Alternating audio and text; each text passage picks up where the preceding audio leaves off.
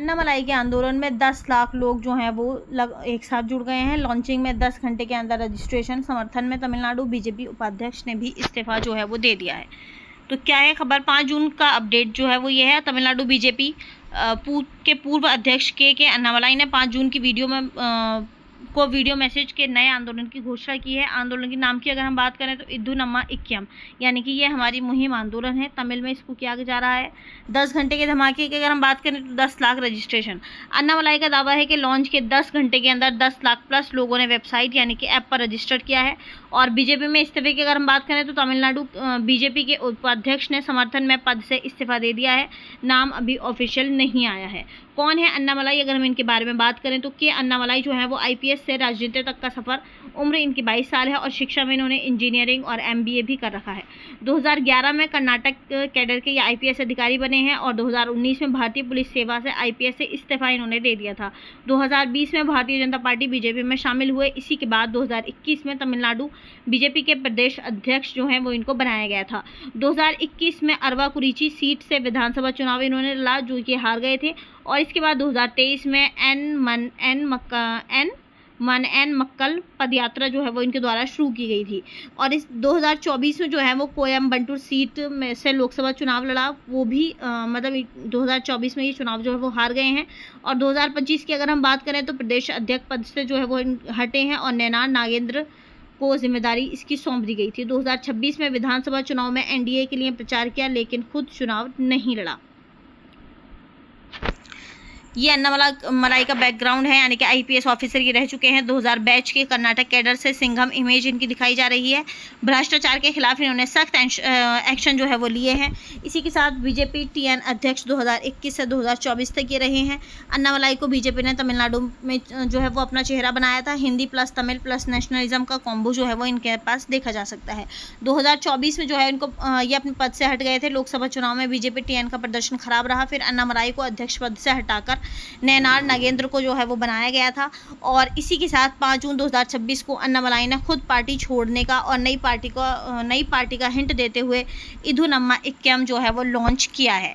इद्धू नम्मा इक्कम जो है वो क्या है, आंदोलन है या नई पार्टी, सवाल ये है। तो अन्नामलाई का बयान है कि ये लोगों का आंदोलन है, राज्य के भविष्य के लिए साझा सोच और मिशन का प्रतीक भी इसको बताया जा रहा है। पहले आंदोलन खड़ा करेंगे, फिर फैसला लिया जाएगा। 3 बड़े मुद्दे जो वो इस आंदोलन में उठा रहे हैं। अस्मिता वर्सेस दिल्ली, यानी कि तमिलनाडु का पैसा, तमिलनाडु का हक, जीएसटी शेयर और इसी के साथ नीट हिंदी थोपने का विरोध।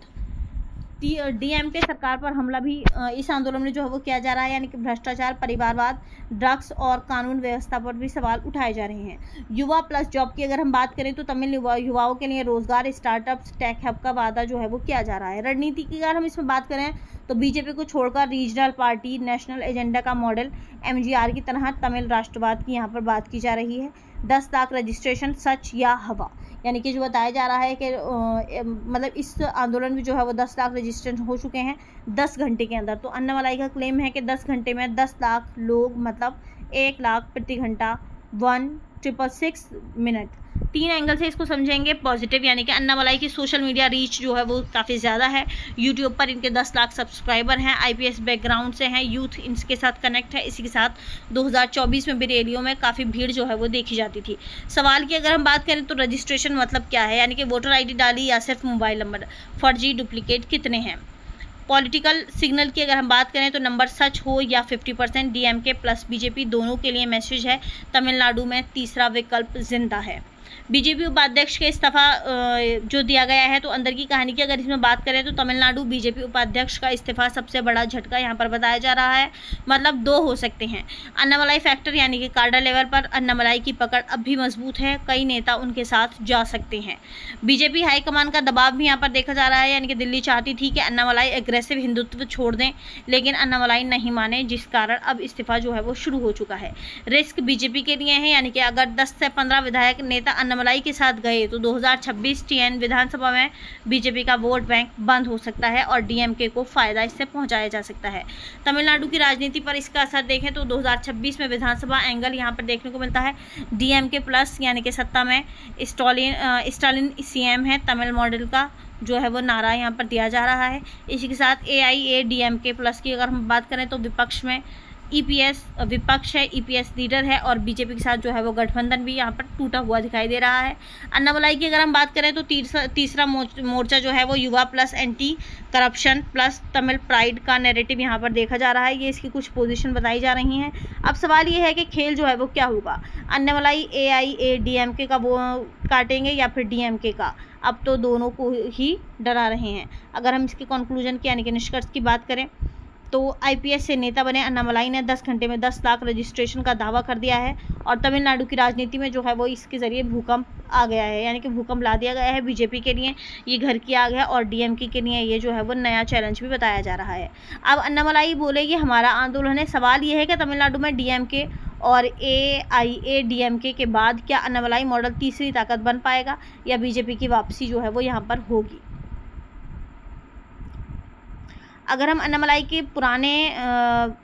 और पुराने नेता का कंपैरिजन करें तो बेस यानी कि MGR जयललिता मॉडल और अन्नामलाई मॉडल की अगर हम बात करें तो सिनेमा प्लस तमिल अस्मिता जो है वो जयललिता मॉडल में है और अन्नामलाई में अगर हम बात करें तो IPS इनकी इमेज है plus anti corruption plus social media भी जो है वो इनकी अन्नामलाई का मॉडल है। 2026 के लिए नारा अम्मा पुरातवी थलेवी ये जो है वो जयललिता यानी कि MGR का नारा है और इधी नम्मा इक्यम ये जो है वो अन्नामलाई के द्वारा दिया गया नारा है। दुश्मन की अगर हम बात करें तो कांग्रेस और केंद्र जो है वो MGR के दुश्मन की स्थिति में हम इसको देख सकते हैं और DMK प्लस दिल्ली दोनों को जो है वो अन्नामलाई के लिए देखा जा सकता है। अगर हम स्ट्रेटजी की बात करें तो क्षेत्रीय दल MGR के लिए है, क्षेत्रीय दल और राष्ट्रवाद का कॉम्बो जो है वो अन्नामलाई के मॉडल के लिए यहाँ पर देखा जा सकता है।